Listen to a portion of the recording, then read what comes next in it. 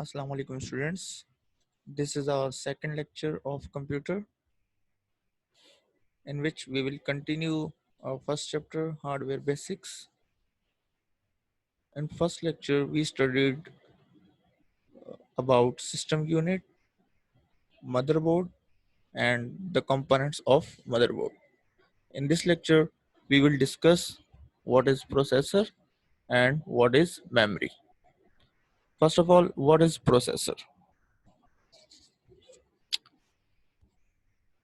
It is the main central unit of the computer. It is also called CPU.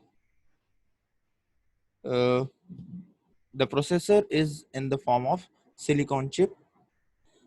This processor is responsible for all the events occurred inside the computer. The processor is responsible for all the operations done inside the computer. The operations that are performed by microprocessors are called instruction sets. What are instruction sets? These instruction sets is hardwired in the CPU. If we have complicated instruction sets, our CPU runs very slow. For the speed of CPU, we have simple instruction sets.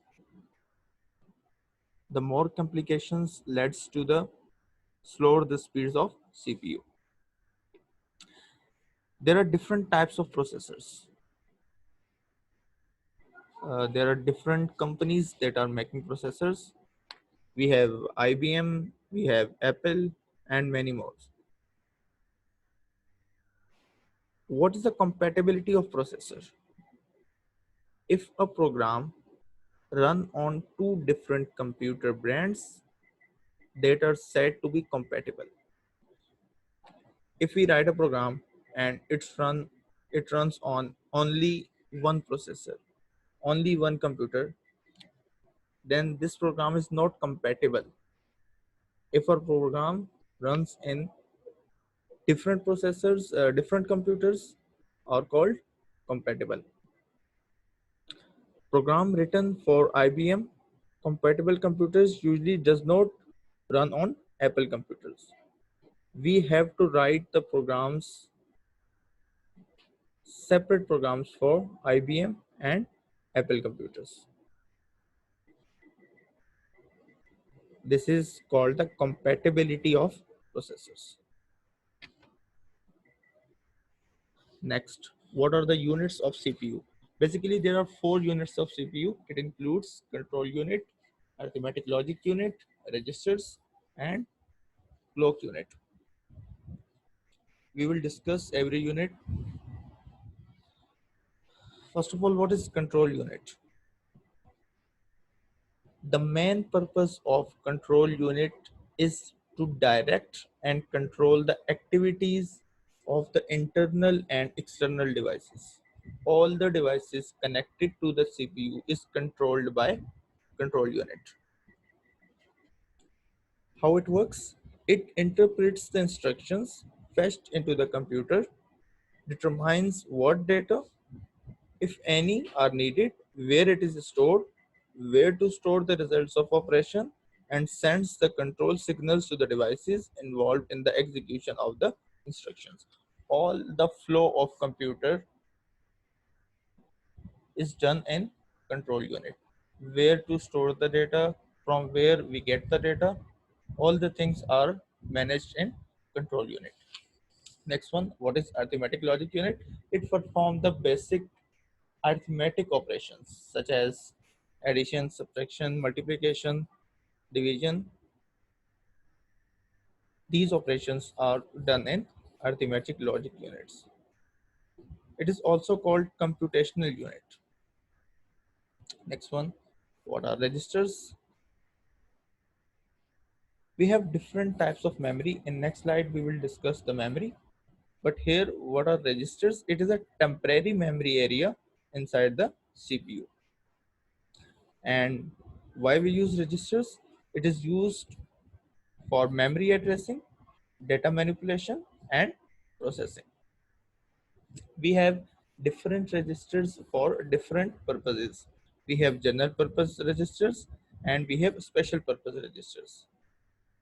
General purpose registers are used for journal work, and special purpose registers are used for certain functions. Uh, Registers are called high speed memory. Next one, what is clock unit? The purpose of clock unit is to regulate the rate at which the instructions are executed. The main purpose of clock unit is to synchronize the various computer components. If we have faster clock, more instructions executes per second.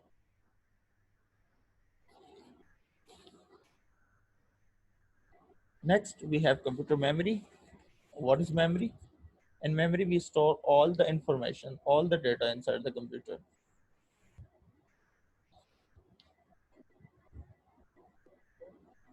What is the definition of memory? It is any physical device capable of storing information temporarily, like RAM.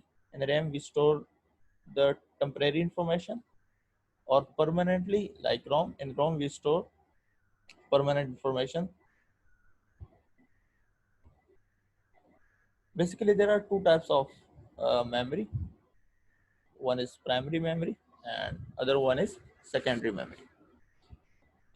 Now, what is primary memory? Primary memory is also called main memory.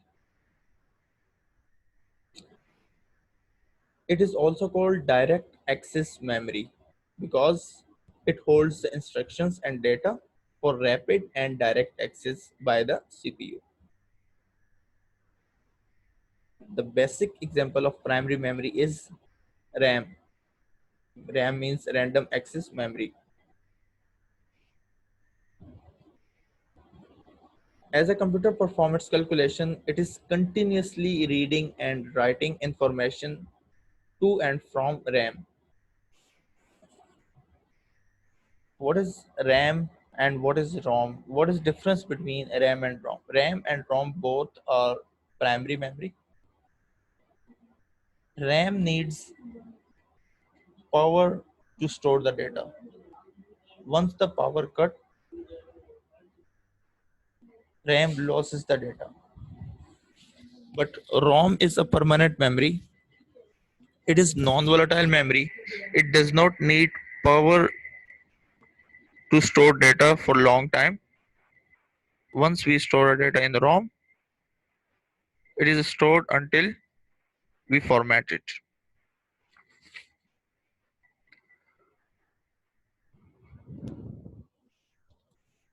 What's the RAM made up of?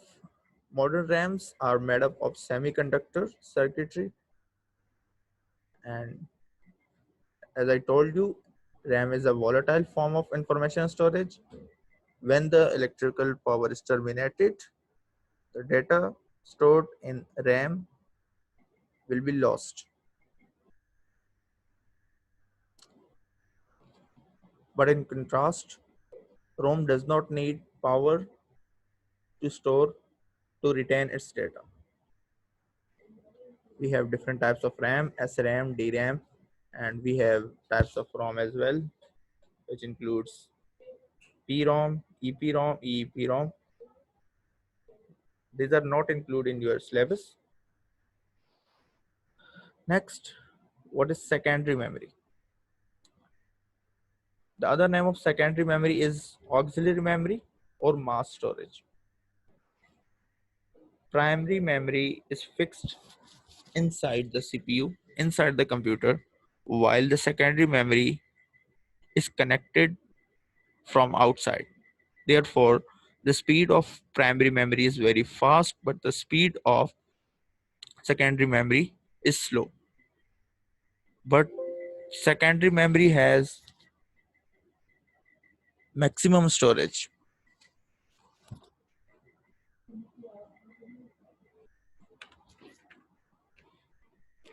Secondary memory includes external hard disk, USB drives, memory cards, optical disk, etc. This is your homework. What do you understand by compatibility of processor? As we discussed earlier, what are the parts of microprocessor? Write the difference between primary memory and secondary memory, and name the types of secondary memory. All these four questions are explained in this lecture previously.